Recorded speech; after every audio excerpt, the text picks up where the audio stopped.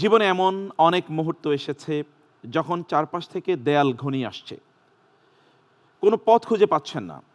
কোরআনের একটি সূরার ভিতরে এমন একটি বাক্য লুকিয়ে আছে যা পাঠ করে একজন নবী মাছের পেট থেকে মুক্তি পেয়েছিলেন।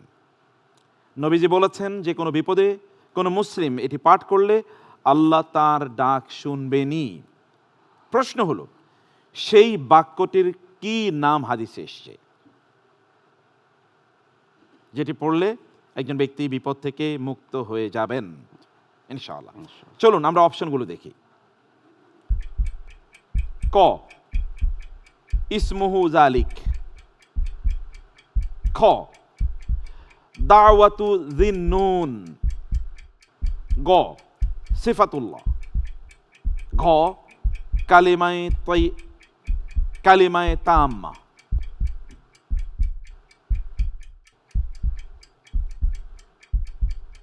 নবী মহাবিপদ থেকে মুক্তি পেয়েছিলেন একটি বাক্য বলার মাধ্যমে। সে বাক্যকে রাসূলুল্লাহ সাল্লাল্লাহু আলাইহি ওয়াসাল্লাম হাদিসে উল্লেখ করেছেন কোন নামে? আলহামদুলিল্লাহ, এই প্রশ্নের উত্তর হিসেবে আমি বেছে নিচ্ছি অপশন খ, দাওয়াতু যিন্নুন। দাওয়াতে জিন্নুন। দাওয়াতে জিন্নুনটি কি ছিল আপনার মতে? যে হযরত ইউনূস আলাইহিস সালাম যখন মাছের পেটে চলে গিয়েছিলেন, তখন তিনি আল্লাহর কাছে এই দোয়াটা করেছেন, লা ইলাহা ইল্লা আনতা সুবহানাকা ইন্নী কুনতু মিনাজ জালিমিন। লা ইলাহা ইল্লা আনতা সুবহানাকা ইন্নী কুনতু মিনাজ জালিমিন। এই আয়াতটি পাঠের মাধ্যমে তিনি, এই দোয়াটির মাধ্যমে তিনি মাছের পেটের সেই ভয়াবহ অবস্থা থেকে মুক্তি পেয়েছিলেন। কোনো মুসলিম যদি এটি পড়ে তাহলে তার যে কোনো বিপদ কেটে যাবে, আল্লাহ রাসূল বলেছেন। আপনি বলেছেন এটি দাওয়াতু যিন্নুন। The answer is right. আলহামদুলিল্লাহ। আলহামদুলিল্লাহ, খুবই চমৎকার উত্তর দিয়েছেন আপনি। আমরা এবার সেগমেন্ট 2-তে যাব। সেগমেন্ট 2, তাহলে প্রশ্ন দেখে নেই ইনশাআল্লাহ। প্রশ্ন, মাহফিলে বা প্রোগ্রামে আমরা গরিবদের সরিয়ে দিয়ে নেতাদের জন্য চেয়ার ছাড়ি।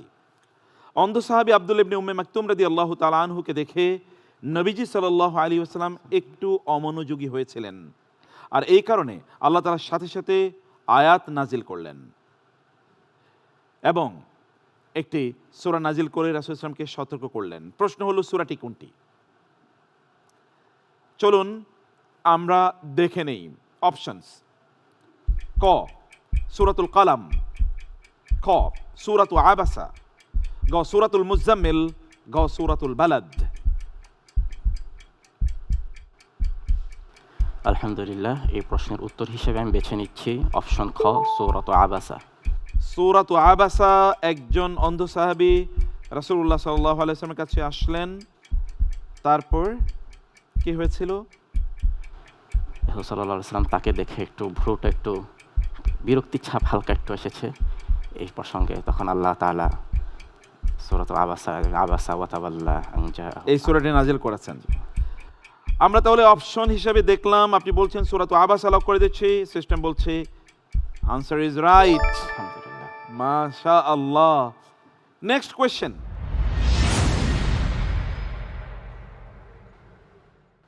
সবাই ভাবছে সে সফল হচ্ছে, ব্যবসায় উন্নতি, দামি গাড়ি, দাপট, অথচ সে গুনাহ করে যাচ্ছে। সে ভাবছে আল্লাহ তার উপর খুশি, কিন্তু সাবধান, এটি আল্লাহর পক্ষ থেকে এক বিশাল মরণ ফাঁদও হতে পারে, যাকে কোরআন বলছে ইস্তিদরাজ। প্রশ্ন, কোরআনের পরিভাষায় এই ইস্তিদরাজ বলতে কি বোঝানো হয়েছে? আসুন আমরা অপশনগুলো দেখি। ক, ব্যক্তির প্রতি আল্লাহর বিশেষ ভালোবাসা। খ, ধাপে ধাপে ঢিল দিয়ে শেষমেশ পাকড়াও। গ, আপাতত কিছুটা সম্মানিত করা। খ, ভালো মন্দ এর পরীক্ষা। আলহামদুলিল্লাহ, এই প্রশ্নের উত্তর হিসেবে আমি বেছে নিচ্ছি অপশন খ, ধাপে ধাপে ঢিল দিয়ে শেষমেশ পাকড়াও করা। ধাপে ধাপে ঢিল দিয়ে শেষমেশ পাকড়াও করা আমরা লক করে দিলাম। কোথায় আছে এই বক্তব্য কোরআনে? সূরাতুল কালামের মধ্যেও আছে আরো। জি, কি বলছেন আল্লাহ তাআলা? ওয়া উমলি লাহুম ইন্না কাইদি মাতিন সানাস্তাদরিজুহুম মিন হাইসু লা ইয়ালামুন। মিন হাইসু লা ইয়ালামুন।